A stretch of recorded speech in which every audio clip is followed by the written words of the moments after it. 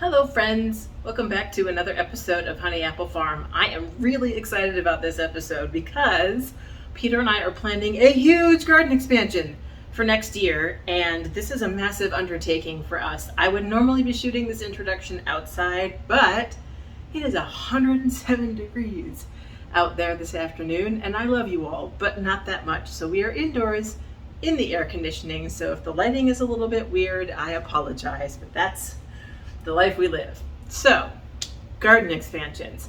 This next year, 2024, will be our third year growing in the garden, and this idea started kind of as a joke. Peter and I were out walking in the botanic garden, actually. We said, we could actually turn a lot of our yard into not yard, since we don't really use the grass for anything in the back. And what started as a joke actually turned out to be something we're serious about. So the first year I gardened here, we literally had 4 off the ground raised beds in the back, and the plan was 2 actually, and Amazon lost for 2 weeks, 3 weeks, something like that, a month.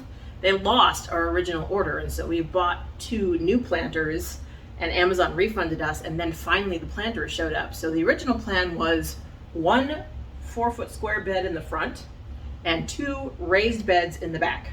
Well, we ended up with 4 raised beds, and that taught us a lot. One of the things it taught us is that because the summers are so hot here, things need to be in ground for us to reduce the watering, because in a raised off the ground bed, there's only so much dirt. And when that dirt gets dry, you have to water. And we actually have quite a good water reservoir in the soil here because we're only a couple blocks from the river. So year 2, we decided to take those raised beds off their legs, put them directly on the ground. So I dug out those spaces, made 5 actually, used bits and pieces. We left 1 standing, which was our herb bed, and I took the 3 and made them 5. We put them on the ground. We filled them with potting soil and the garden soil from our next door neighbor who had been gardening in her backyard for several years and moved and said, "Do you want the soil?" And I said, "Yes, please," because free garden soil.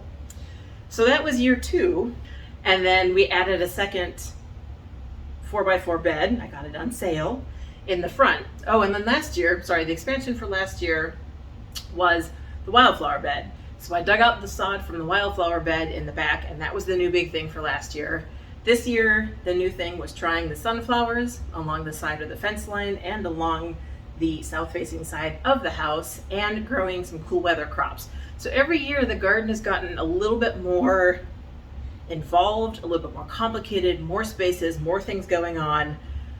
So we want to turn the vast majority of our backyard into a garden and actually grow a number of things. We aren't going to be able to feed ourselves probably, and I don't think we're at the point where we want to, but we definitely want to be using that space for more than just grass. And in order to keep it easy for the folks to mow, we're actually going to leave just a patch of grass and turn the rest of it into beds and pathways so that it's super easy to maintain. However, to keep track of all this complexity, to keep track of the split growing season we have here where the cool weather crops can grow in the spring and the fall, because we have a very, very late frost here compared to up north where I'm from, I needed some help. Because let me show you, this is how the garden planning went for this season. If you're thinking to yourself, well, that's an interesting planting system, you would be right. And it evolved over time.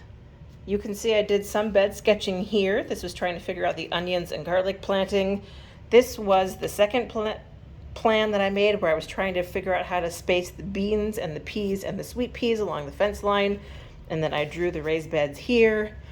This was a shopping list of what we needed to get and what we already had. And then this is the latest design. Yes, it is on the back of a check. Turns out this is actually a pretty good size for drawing on. And this was to figure out where the turnips were going to go and whether we could do anything carrot-wise in the former onion and garlic bed. Now, you may be thinking to yourself, well, that's perfectly functional. It is, but it's also 4 pieces of paper. It was a lot of guesswork. I asked the ladies at the National Ladies Homestead Gathering what they used, and a couple people recommended this particular app. It's called GardenPlanner.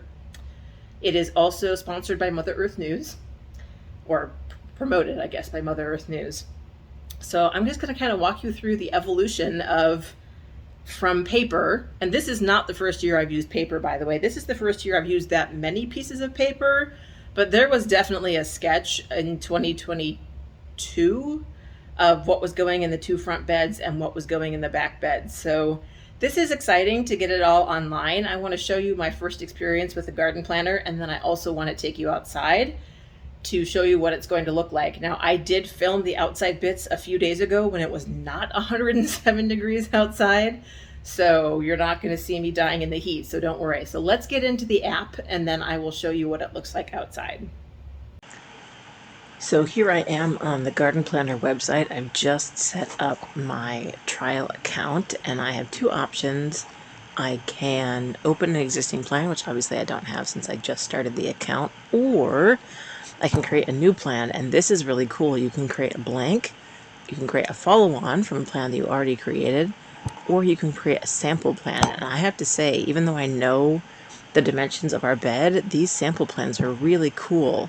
So you can do a salad bed, a low-maintenance garden, an herb garden, a feed your family garden, heirloom garden, a balcony garden, square-foot raised beds, pollinator paradise. And you can hover over each one of the little icons and it shows you what is in this bed. Honestly, the pollinator paradise garden sounds pretty cool. But since I am here to actually plan my garden, I am going to go ahead and create a blank one. And we're going to give this, call it Garden Expansion for 2024 Imperial. And then the dimensions of my entire yard, which I did not measure, so I need to do some math. 3 plus 32 is 35, plus 11 is 36. 46 plus 5. I'm going to say it's 52 feet wide.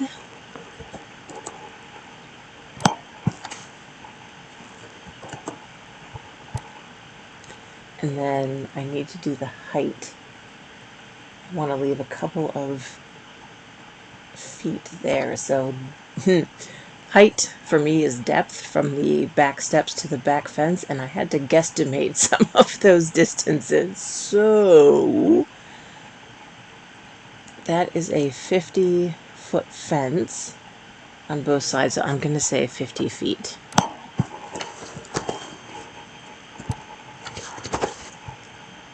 And let's see what this looks like. Okay. Oh, I need to set my garden's location. Okay. Okay, so I'm on the location settings. Let's do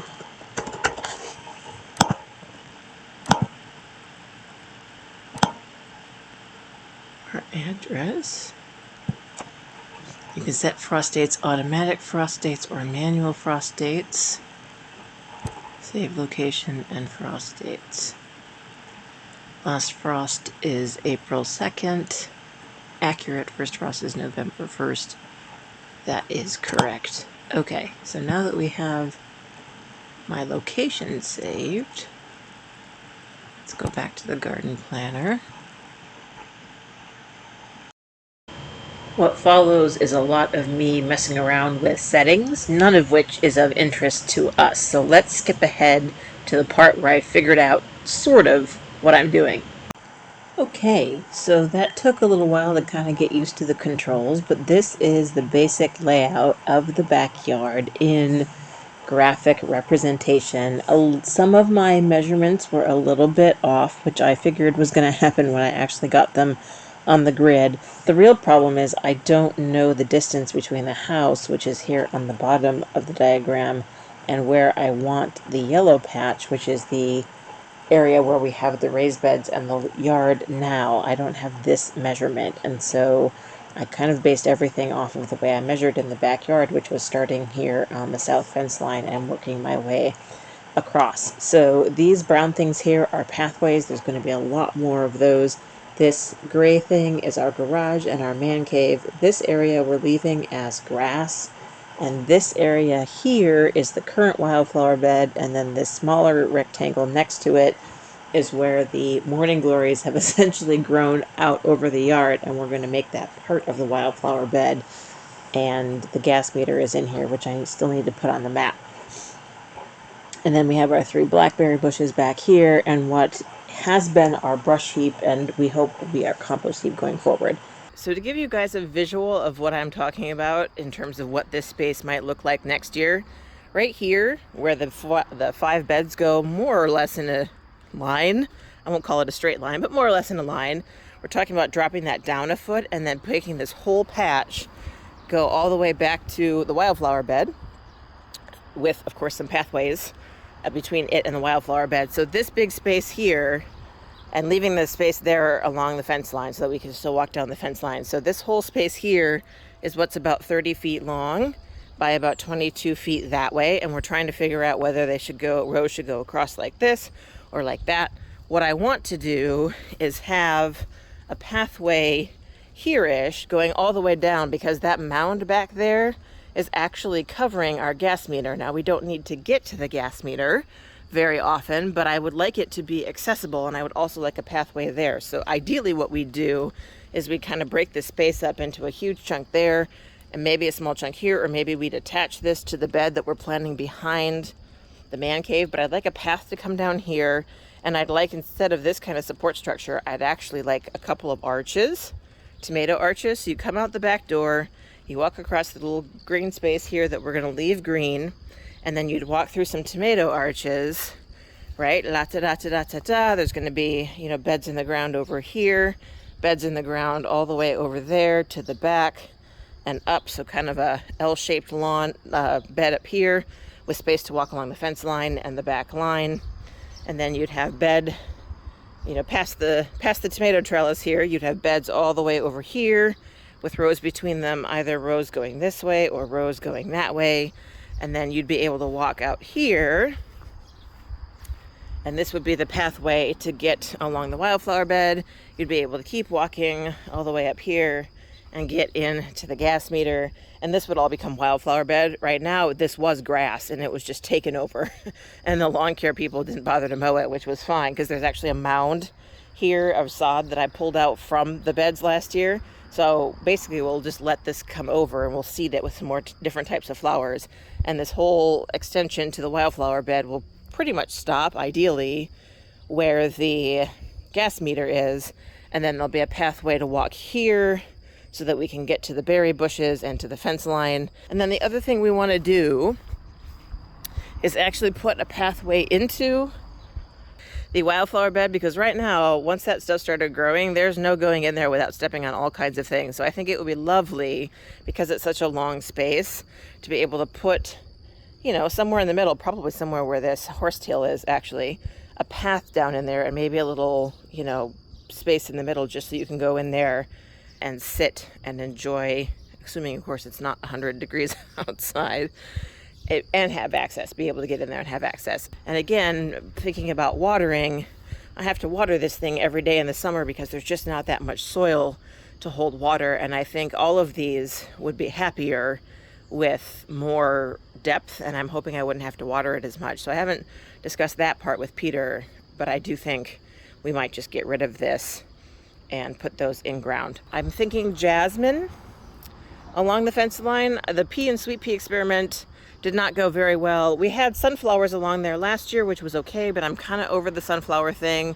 And the success of the morning glory in covering things has made me imagine a jasmine covering that fence line and the smell of it, which I think would be amazing. So this is why using the online tool is really important. We need to figure out, whether we're putting beds crosswise or this way in that big space, what's going in the L.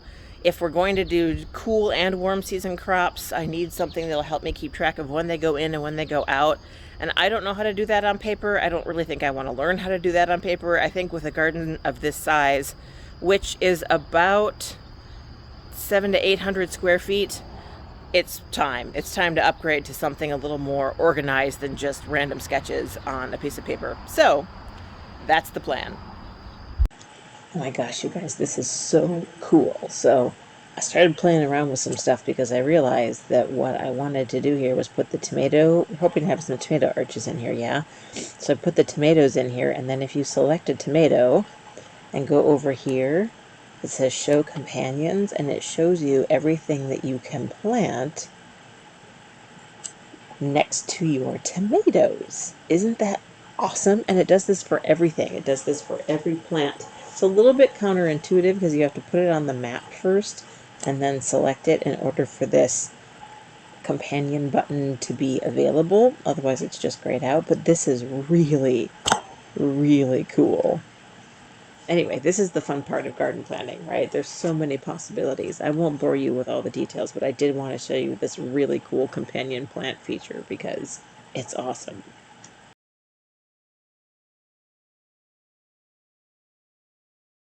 I think actually the easiest visual is this bed over here. So this, as you will remember, was the experimental sunflower patch. This is the patch of our property that is between us and the neighbors.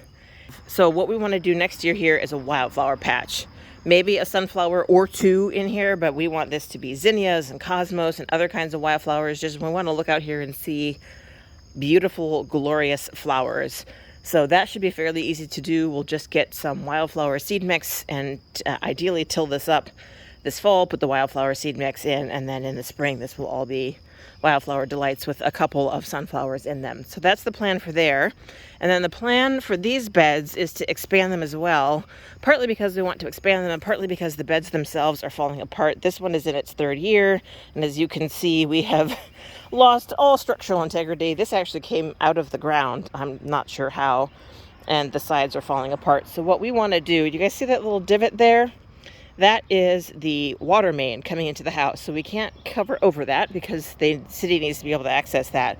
But what we would like to do is build a chevron, basically. So we'd like to be able to build the beds out to right here, right at the point, and then build this out into a V. So here and here, you know, so that it makes kind of a chevron pattern. And then out with the sunflowers, which, as Peter has reminded me, I'm going to have to transplant or weed them out because there's going to be so many left over from seed from this year. But we want to do, again, flowers up here, zinnias and cosmos. I'd like to try Rudbeckia again. None of the black-eyed Susans that I planted in either one of these beds made it, which is unfortunate because we bought some of the red ones that were a new variety and rather expensive for seeds. So that's the plan. The plan would be to have a beautiful V out here with non-sunflower flowers so that we have something beautiful to look at out in the lawn.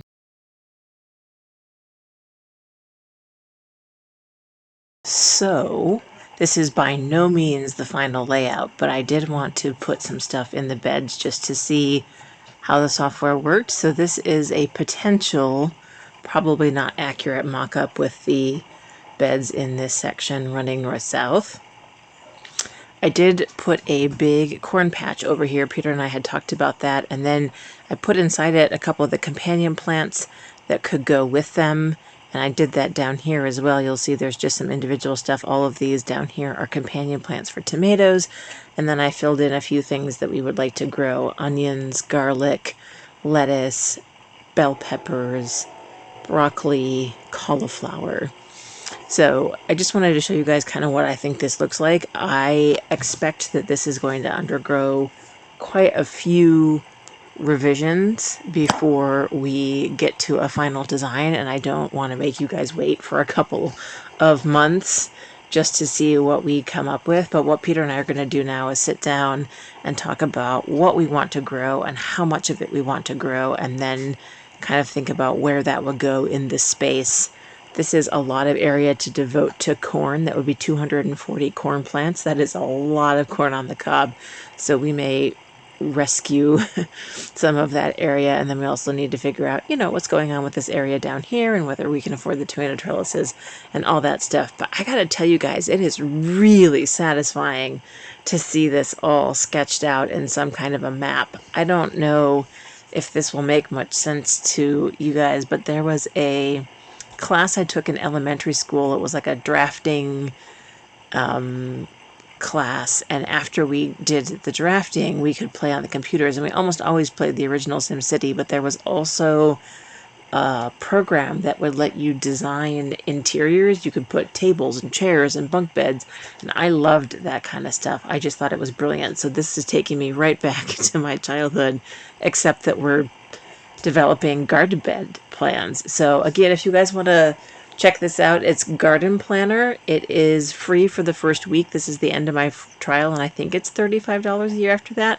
What I will say though, so the companion planting stuff is really cool. If you click on one of these, it will show you a bunch of information, including planting times specific to my location, which is awesome, and you can specify in-ground dates. There is a feature that I have not explored yet that should show me month over month what beds are available and what beds have something planted in them, which is why this in-ground date thing is really cool. Frustratingly though, because we live so far south, a lot of the cool weather crops we can do in the spring and fall, and there's only one set of in-ground dates that I can set for those crops. So for example, broccoli, not chamomile, broccoli. See, over here in planting times, broccoli can be planted in March and April, harvested in May and June, and then planted again in August and harvested in November. However, I can only specify one set of in-ground dates, and this setting is what allows it to tell me what's in and out of beds. So that's a little frustrating. And then the other thing that's frustrating is, for example, I made this entire square of corn, right? And then I wanted to also indicate that I'm putting a companion plant in there, in this case either catnip or fava beans, and it'll let me overlay them, but it won't mix them. So for example, this says that I will have 240 corn plants in here. If I fill the same amount of space with beans, it gives me the bean spacing as if the beans are the only thing growing in there and not growing with the corn. So that's a little bit frustrating in terms of mixing cover crops and things like that. This is obviously designed to be pretty much a monoculture design in the sense that you're not meant to be intermingling individual plants. I haven't yet decided if that is going to be a deal breaker. I would like to be able to get really fancy and say, oh, in this patch we have 240 corn plants, and we also want to have a fava bean growing near each of those corn plants and maybe some catnip scattered around. What would that look like spacing wise? That's not really what this garden planning tool does. It just kind of gets things in the right general area. But otherwise, it's a great start. It's definitely better than hacking around with things on paper and making drawing after drawing after drawing after drawing. So I expect that what's along here on the fence line is going to stay the same. We're going to try jasmine, I think, along here, and maybe something else. And we're going to try peas and beans along the north fence because they did really well. But I expect that everything else in these undeveloped areas is going to change over the next couple of weeks. Okay, I hope that was helpful to you guys. As I said, we're not done. Peter and I now need to figure out exactly how much of what we want to grow where, and the plans may change a little bit within the space that we have set aside. There's also the question of budget. Since filming the garden planner a few days ago, I did get a quote from a local dirt supplier. They're called Gem Dirt, and to get a dump truck full of what they call their garden soil mix, which is specifically compost and other good stuff for growing vegetables, it is going to cost about $500, which is perfectly reasonable in terms of budget, especially since we're going to be covering quite a lot of ground with that dump truck full. But the question is that in the budget for next year? So there's two things we need to figure out. We have a rough budget, which is about $1,000, we think, which is going to cover the cost of hopefully our friend Randall coming over and rototilling up the beds. The mulch is going to be free, and then the $500 for the garden soil amendment if we get it, and then we're thinking, a couple $100 for seeds. Now, what we don't yet know, because I haven't had to test it yet, some of those beds are going to need fencing to keep the rabbits out. The rabbits absolutely loved the tops of our onions this year. I had to put up protection for those, and I had to put up protection for the turnips as well. So what we don't yet know, I have a plan that I will tell you about later this fall to try out some fencing. And that also doesn't include then the budget for tomato trellises. Peter and I would really like to get 2 50-foot hog panels and make 2 tomato arches over that entrance to the garden. So $1,000 is pretty bare bones. And honestly, if it's between $500 for some dirt and some of the infrastructure, I might actually decide on the infrastructure side, because the dirt out there may be great. We don't know. We've never tried to grow food crops directly in the soil out here. We've always amended them with some other kind of garden soil, but the time may have come to just try them out and see what grows here.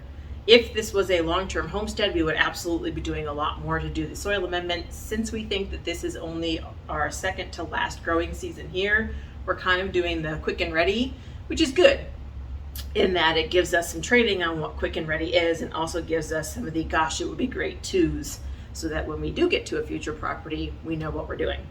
So I hope that's helpful. Stay tuned. There will certainly be an update probably this fall. Peter and I figure that we need to have the decision made by the end of September, because some of the wildflower mixes that we want to put in really are supposed to go in the fall. The garlic has to go in. Next year's garlic crop has to go in the fall. And we also need to mark out where some other things are going. So we will certainly have an update by the end of September. And thank you guys so much for hanging out with me today. I hope this was interesting. Link to GardenPlanner, I have no affiliate relationship, just think it's cool, is in the description below if you are interested in checking them out for yourselves. And I will see you soon in my next video. Bye for now.